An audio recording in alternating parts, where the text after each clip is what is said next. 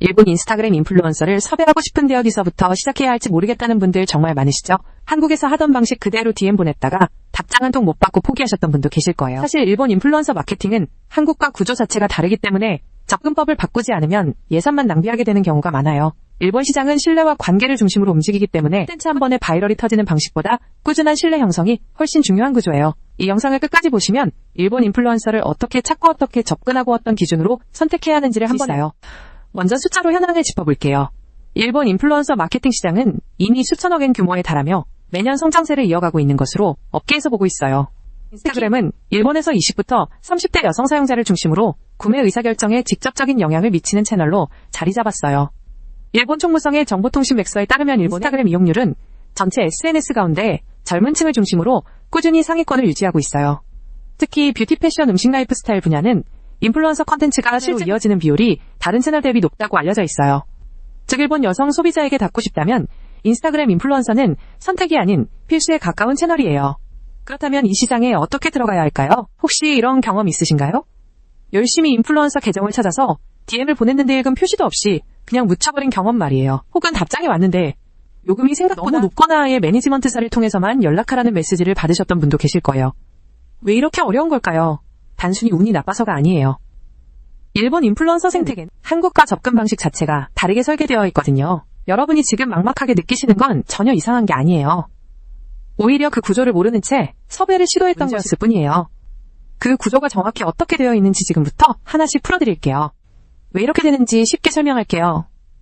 일본의 인플루언서 생태계는 크게 4단계로 구성되어 있어요. 첫 번째 단계는 인플루언서 발굴이에요. 팔로워 수만 보는 게 아니라 계정의 세계관 댓글, 반응 팔로워의 연령대와 지역까지 살펴봐야 해요.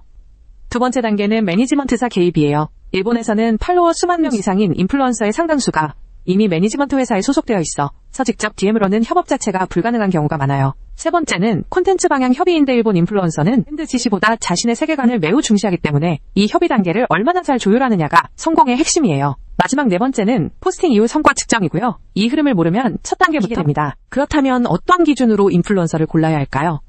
가장 흔한 실수는 팔로워 수를 기준으로 삼는 거예요. 팔로워가 많다고 해서 실제 구매 영향력이 높은 건 아니거든요. 중요한 건 참여율, 즉 좋아요와 댓글 수를 팔로워 수로 나눈 엔게이지먼트율이에요.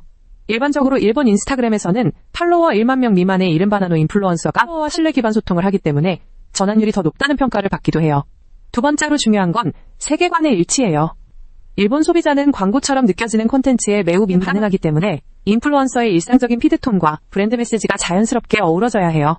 팔로워의 지역 분포도 꼭 확인하세요. 예를 들어 도쿄 타기 캠페인인데 대부분이 지방에 집중되어 있다면 효율이 크게 떨어질 수 있어요. 다음으로 어떤 인플루언서 유형이 있는지 구분해 볼게요.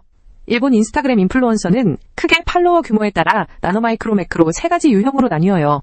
나노 인플루언서는 팔로워가 1만 명 미만으로 소수지만 팔로워와의 신뢰관계가 매우 깊고 특정 지역이나 카테고리에 밀착된 영향력을 가지고 있어요. 마이크로 인플루언서는 팔로워 1만에서 10만 명 사이로 비용 대비 가장 좋다고 업계에서 평가받는 구간이에요.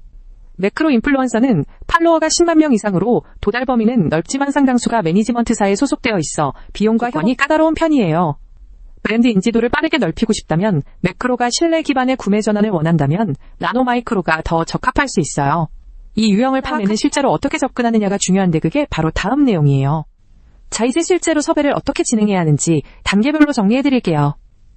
첫 번째 리서치 단계에서는 인스타그램 내의 해시태그 검색과 경쟁 브랜드 계정 팔로워 분석을 적극 활용하세요. 예를 들어 뷰티 브랜드라면 한국 아우스마, 한국 코스메처럼 카테고리 관련 해시태그로 검색하면 관련 인플루언서를 빠르게 찾을 수 있어요. 두 번째로 채널 분류 단계에서 가장 중요한 건 매니지먼트 소속 여부 확인이에요. 프로필에 매니지먼트사 이메일이나 링크가 있다면 반드시 그쪽으로 연락해야 해요. 세 번째 첫 접촉은 반드시 일본어로 그리고 정중하게 해야 해요. 간단한 브랜드 소개와 협업 제안 취지를 먼저 전달하고 강요하는 느낌 없이 상대방이 흥미를 느낄 수 있도록 작성하는 게 핵심이에요. 조건 협의 단계에서는 금액 협상보다 포스팅 수정 권한 범위를 더 꼼꼼히 체크하세요. 일본 인플루언서는 자신의 표현 방식에 개입을 매우 싫어하기 때문에 이후 갈등이 생기면 관계 자체가 틀어질 수 있거든요. 지금까지 인플루언서 유형과 섭외 단계를 살펴봤는데요. 이 모든 것을 관통하는 핵심 하나를 말씀드릴게요. 일본 소비자는 광고 콘텐츠와 진짜 추천을 굉장히 구분해요. PR 표기가 있어도 그 인플루언서가 평소부터 진심으로 그 카테고리를 좋아하는 사람으로 느껴지면 신뢰가 생기고 그게 구매로 이어지는 구조예요. 반대로 아무리 팔로워가 많아도 갑자기 전혀 맞지 않는 브랜드 광고를 올리면 팔로워들이 바로 눈치채고 신뢰가 무너져요. 이 때문에 일본에서는 인플루언서에게 브랜드를 사용해봄을 먼저 제공하고 그 경험을 자연스럽게 공유하게 하는 방식이 강요식 광고보다 훨씬 효과적이라고 알려져 있어요. 즉석의 성공보다 관계 형성이 실제 성과를 만든다는 거예요. 그렇다면 반드시 피해야 할 실수에는 어떤 것들이 있을까요? 마지막으로 정말 중요한 걸 알려드릴게요. 일본 인플루언서 마케팅에서 자주 벌어지는 실수들인데요. 이 중 하나라도 해당된다면 지금 바로 필요해요. 첫 번째로 피할 표기 문제는 법적 리스크까지 연결되는 중요한 사안이에요. 일본 소비자청은 스텔스 마케팅 즉 광고임을 숨긴 콘텐츠에 대해 규제를 강화하고 있기 때문에 반드시 PR 또는 광고 표기를 합의 조건에 포함시켜야 해요. 두 번째로 포스팅 내용을 지나치게 통제하려 하면 인플루언서와의 틀어지고 억지스러운 콘텐츠가 나와서 오히려 역효과가 날 수 있어요. 세 번째로 계약서 없이 진행하는 건 절대 피하세요. 포스팅 기한 수정 횟수 보수 조건 서로 남기는 게 나중에 서로를 보호하는 길이에요. 이 체크리스트를 꼭 출력해서 섭외 전에 한 번씩 확인하시길 권해요. 오늘 영상에서 가장 드리고 싶었던 메시지는 하나예요. 일본 인플루언서 섭외는 단순히 좋은 계정을 찾아서 돈 주고 올리는 방식으로는 지속 가능한 성과를 만들기 어려워요. 일본 소비자와 인플루언서 모두 관계와 신뢰를 중심으로 움직이기 때문에 처음부터 장기적인 파트너십을 염두에 두고 접근하는 게 훨씬 효과적이에요. 오늘 알려드린 유형 구분 섭외 단계주의 사항 체크리스트를 실제 섭외 프로세스에 바로 적용해보세요. 그리고 J마켓 나비에서는 앞으로도 일본 시장에서 실제로 써먹을 수 있는 인사이트를 계속 올릴 예정이에요. 구독 버튼 한번 눌러두시면 다음 영상도 놓치지 않으실 수 있어요.